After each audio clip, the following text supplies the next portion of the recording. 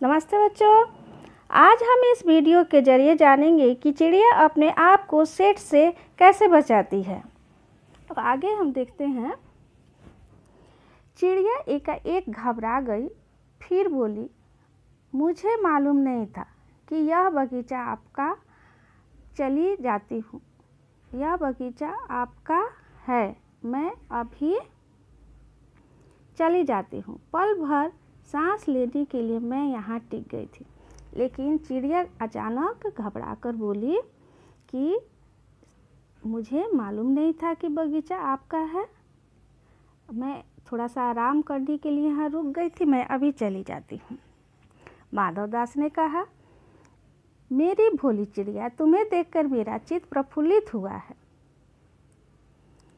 मेरा महल भी सुना है, वहाँ कोई भी चहचहाता नहीं है। तुम्हें देखकर मेरे परिवार का जी बहलेगा। तुम यहीं क्यों नहीं रह जाती? मेरे पास बहुत सा सोना है, तेरा घर भी समूचा सोने का होगा। ऐसा पिंजरा बनवाऊंगा कि कहीं दुनिया में न होगा, ऐसा कि तू देखती रह जाए। तू उसके भीतर थिरक थिरक कर, फुदक फुदक कर मुझे खुश करना। अब माधव दास जो है चिड़िया को प्रलोभन देने लगा कि तुम यहाँ पर रह जाओ, मेरे घर में कोई नहीं है शोर करने वाला, तुम्हारा आवाज़ मुझे बहुत अच्छा लग रहा है, और यहाँ पर मैं तुम्हारे लिए सोने का पिंजरा बनवा दूंगा जिसमें तुम खुश रहना। मेरे पास बहुत सा धन दौलत है, और उस सोने के पिंजरा में तुम रहोगी तो इधर उधर फुदकते रहना, थिरकते रहना। लेकिन चिड़िया क्या बोलती है? चिड़िया बोली, मैं नादान हूँ, मैं कुछ समझी नहीं। सूरज की धूप खाने, हवा से खेलने और फूलों से बात करने जरा मैं घर से उड़ आई थी। अब सांझ हो गई है, सो माँ के पास जा रही हूँ। आप चिंता न करो। चिड़िया बोली, मैं नादान हूँ, नासमझ हूँ, मुझे कोई भी बात, आपकी कोई भी बात समझ में नहीं आ रही है, और अब शाम हो गई है, मुझे माँ के पास जाना चाहिए, आप चिंता ना करें।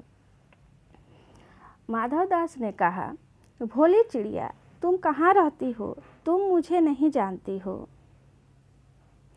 चिड़िया बोली, मैं माँ को जानती हूँ, भाई को जानती हूँ, सूरज और उसके धूप को जानती हूँ, घास पानी और फूलों को जानती हूँ।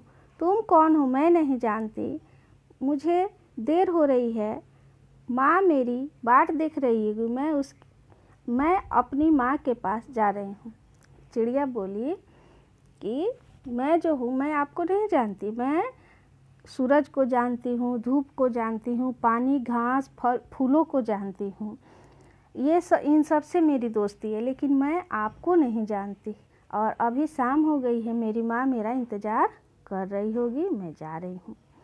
माधव दास उसे रोकते हुए बोले, ठहर ठहर, अपने पास के इस फूल को तूने देखा?